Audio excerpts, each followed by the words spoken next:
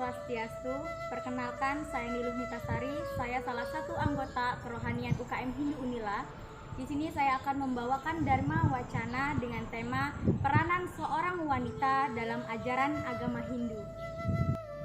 Umat sedharma, ada suatu pertanyaan yang kadang membuat kita sebagai umat Hindu keturunan Bali, kenapa lebih mengutamakan seorang anak keturunan putra atau laki-laki daripada anak seorang putri atau wanita?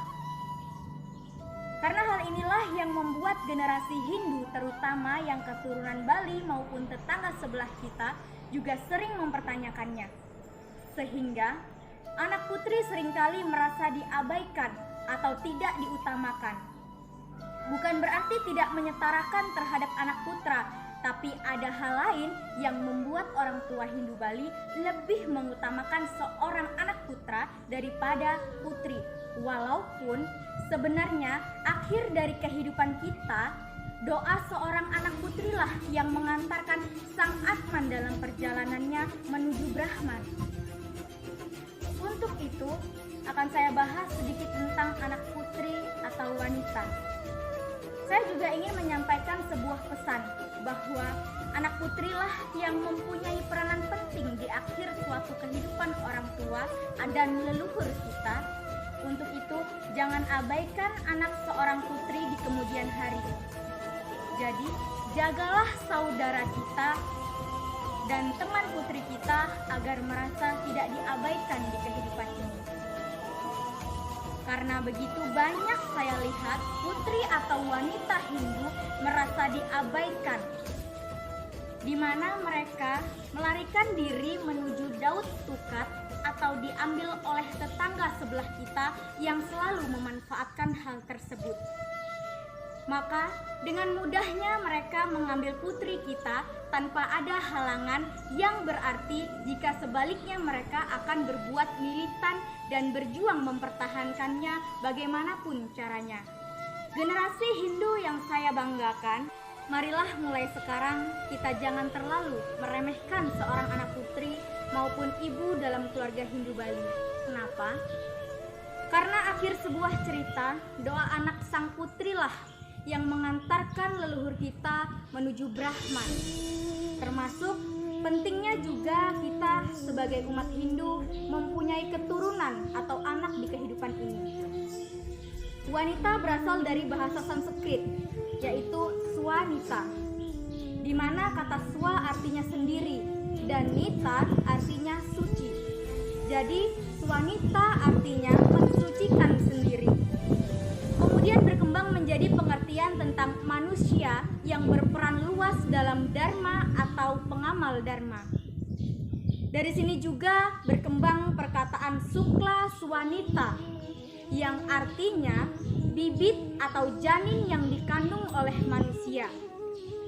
Dalam hal ini, peranan perempuan atau wanita sangat diperhatikan sebagai penerus keturunan dan sekaligus sarana terwujudnya punarbawa atau reinkarnasi sebagai salah satu serada atau kepercayaan keyakinan dalam Hindu.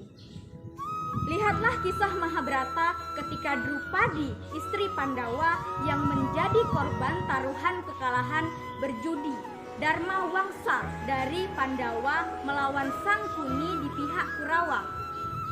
Ia diseret keluar dan dicoba ditelanjangi oleh Dursasana di depan sidang Dewa Dharma, melindungi Drupadi sehingga kain penutup badan Drupadi tidak pernah habis, tetap melindungi tubuh walau bermeter-meter telah ditarik darinya. Sejak awal Drupadi sudah mengingatkan Dursasana bahwa ia adalah seorang wanita, tidak boleh diperlakukan kasar dan dipaksa sedemikian rupa. Akhirnya dalam perang Bharatayuda, Dursasana dibinasakan Bima dan Drupadi menebus kaul dengan mensucikan rambutnya dengan darah Dursasana. Dapat dilihat juga bersama dalam kehidupan sehari-hari masyarakat memberikan penghargaan yang besar terhadap perempuan. masyarakat melakukan pemujaan kepada dewi yang dapat membantu kehidupan manusia di dunia ini, seperti Dewi Sri atau Dewi Padi, yang merupakan sumber kehidupan manusia. Pemujaan sebagai tanda bakti dan terima kasih juga ditunjukkan kepada Dewi Saraswati atau Dewi Pengetahuan, yang dilambangkan sebagai seorang perempuan yang bertangan empat berdiri di atas bunga teratai. Ia merupakan simbol perempuan yang harus diteladani. Kenapa?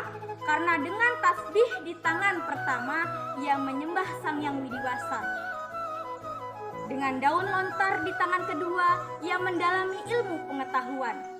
Dengan alat musik di tangan ketiga, ia menikmati dan mengumandangkan keindahan dan seni. Dan dengan sekuntung bunga di tangan keempat, ia menyebarkan atau menyabarkan keharuman dan kelembutan.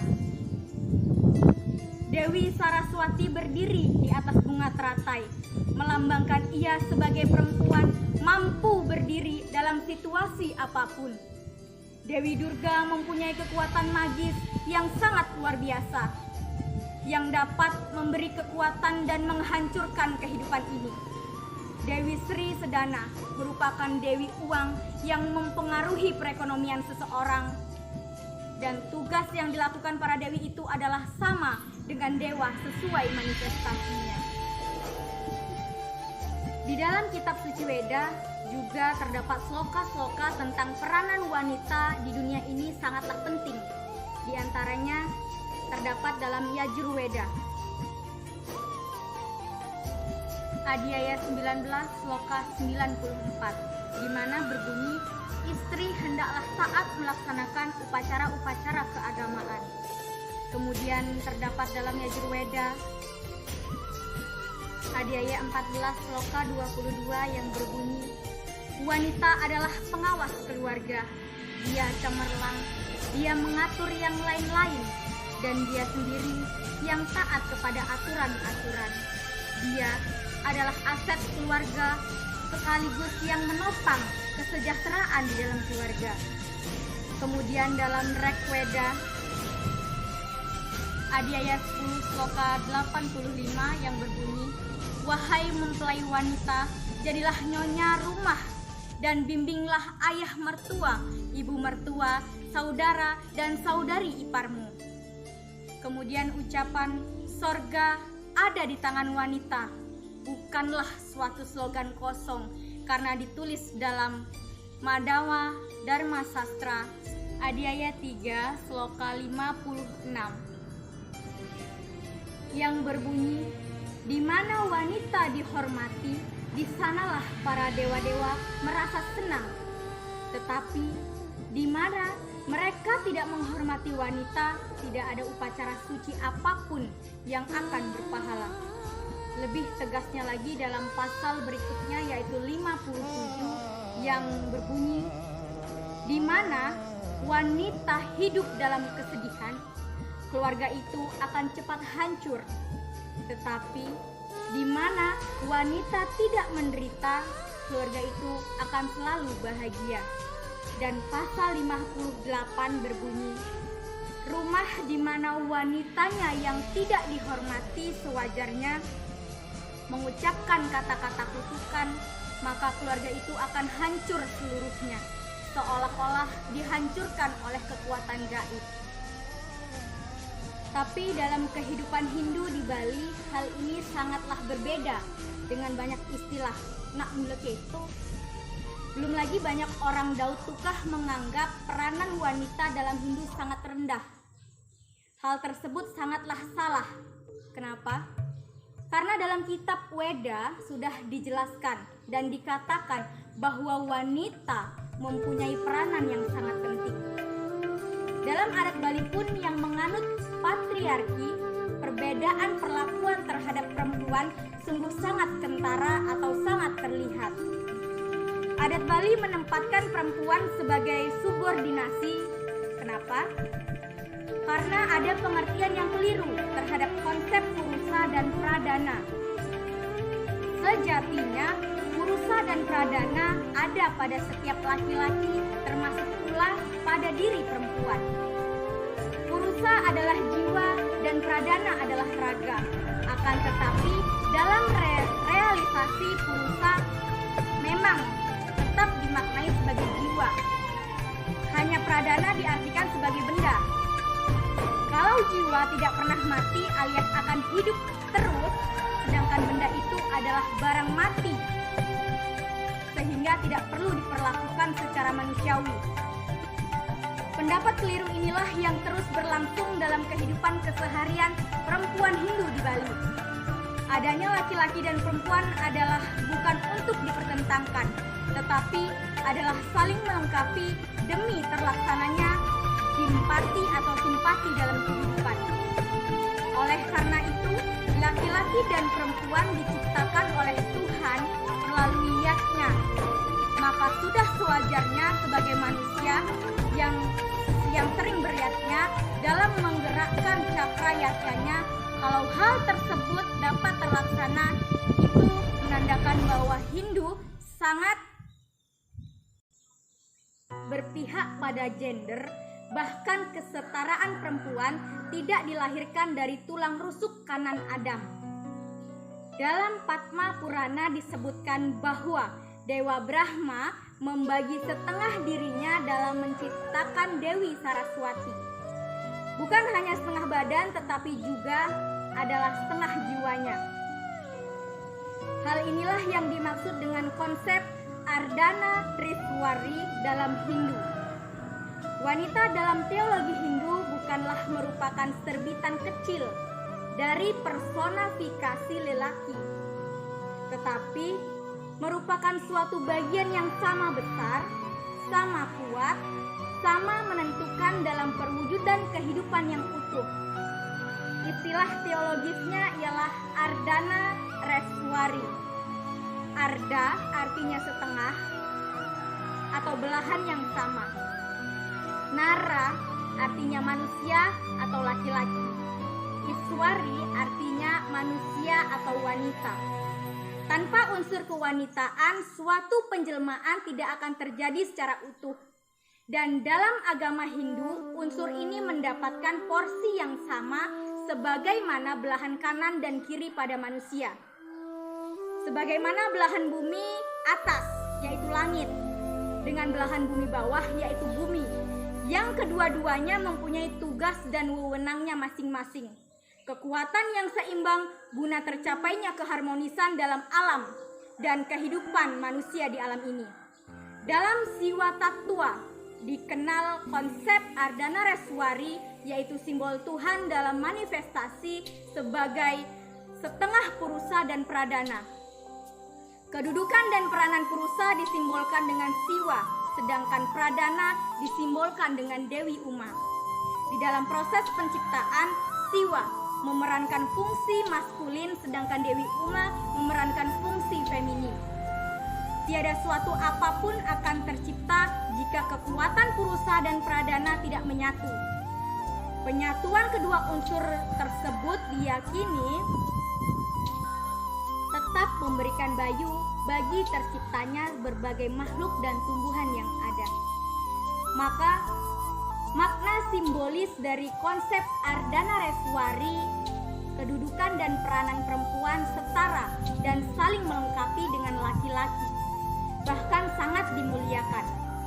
Tidak ada alasan serta argumentasi teologis yang menyatakan bahwa kedudukan perempuan berada di bawah laki-laki. Itulah sebabnya di dalam berbagai sloka Hindu dapat ditemukan aspek yang menguatkan kedudukan perempuan di antara laki-laki. Dalam Manawa Dharma Sastra Adhyaya 1 sloka 32 menyebutkan, Tuhan membagi dirinya menjadi sebagian laki-laki dan sebagian menjadi perempuan atau Arda Nari. Darinya terciptalah Wiraja. Sloka tersebut menegaskan bahwa laki-laki dan perempuan sama diciptakan oleh Tuhan. Laki-laki dan perempuan menurut pandangan Hindu memiliki kesetaraan. Kenapa? Karena keduanya tercipta sama-sama dari Tuhan. Dengan demikian, maka perempuan dalam Hindu bukan merupakan subordinasi dari laki-laki. Demikian pula sebaliknya. Kedua makhluk yang berbeda jenis kelamin ini memang tidak sama. Perbedaan tersebut adalah untuk saling melengkapi. Mengapa Tuhan menciptakan laki-laki dan perempuan? Dalam Manawa Dharma Sastra Adhyaya 9 Sloka 96 menyebutkan, tujuan Tuhan menciptakan wanita untuk menjadi seorang ibu. Laki-laki diciptakan untuk menjadi seorang ayah. Tujuan diciptakannya suami istri sebagai keluarga untuk melangsungkan upacara keagamaan sebagaimana diterapkan menurut Weda. Dari konsep Ardhanariswari tersebut mengisyaratkan bahwa perempuan memiliki kedudukan yang setara dengan laki-laki. Perempuan dalam teologi Hindu bukanlah tanpa arti, tetapi dia dianggap sangat berarti dan sangat mulia sebagai dasar kebahagiaan rumah tangga. Di dalam Yajurveda Adhyaya 14 Sloka 21 dijelaskan bahwa perempuan adalah perintis, orang yang senantiasa menganjurkan tentang pentingnya aturan dan dia sendiri melaksanakan aturan itu. Perempuan adalah pembawa kemakmuran, kesuburan, dan kesejahteraan sebagaimana tertera pada Yajurveda Adhyaya 14 Sloka 21 yang berbunyi, "Oh perempuan, engkau adalah perintis, cemerlang, pendukung yang memberi makan dan menjalankan aturan-aturan seperti bumi. Kami memiliki engkau di dalam keluarga untuk usia panjang, kecemerlangan, kemakmuran, kesuburan, pertanian, dan kesejahteraan." Perempuan adalah ciptaan Tuhan dalam fungsinya sebagai pradana. Ia juga disimbolkan dengan yoni, sumber kesuburan dan kearifan.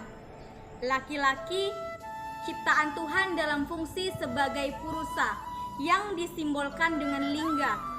Oleh karena itu, perempuan juga, maka sebagai bentuk persembahan akan terlaksana, karena perempuan pula ketenangan dan ketentraman akan terwujud. Oleh karena itu, orang yang ingin sejahtera seyogyanya menghormati seorang perempuan, terlebih dalam hari raya dengan memberikan hadiah berupa perhiasan, pakaian, dan makanan sebagaimana tersurat dalam kutipan Manawa Dharma Sastra Adhyaya 3 Sloka 59 yang berbunyi, hal yang dapat dimaknai dari uraian di atas atau uraian yang telah saya baca tadi barusan, perempuan adalah makhluk Tuhan yang memiliki kompleksitas, peran, dan kemuliaan sendiri atau religius, estetis, ekonomi, maupun sosial. Sebagai makhluk religius, dia menjadi sempurna di hadapan Tuhan. Dan dia juga sekaligus pengantar detail aspek-aspek kerumah tanggaan, sekaligus sebagai kasir yang jujur untuk keluarga mereka. Dalam konsep purusa dan pradana ini, maka pertemuan unsur purusa dengan pradana menimbulkan terciptanya kesuburan. Memuja Tuhan dalam aspeknya sebagai purusa untuk memohon kekuatan untuk dapat membanggakan atau mengembangkan hidup yang bahagia secara rohaniah, sedangkan memuja Tuhan sebagai pradana adalah untuk mendapatkan kekuatan rohani dan membangun kehidupan jasmani yang sehat dan makmur. Itulah kilasan mengapa saya katakan peranan wanita sangat penting dalam kehidupan seorang umat Hindu, baik dia sebagai ibu maupun anak putri. Karena sistem adatlah yang memberikan posisi lain, bukan Hindu jadi selayaknya. Generasi kita sekarang lebih baik menjaga dan memberikan bimbingan tentang Hindu kepada putri dan wanita Hindu. Untuk itu, para kaum laki-laki tidak semestinya mengabaikan kewajiban mereka terhadap leluhur. Demikian dharma wacana yang dapat saya bawakan. Apabila terdapat salah kata, saya mohon maaf, dan kepada Tuhan saya mohon ampun. Dan saya akhiri, Om Santi Santi Santi Om.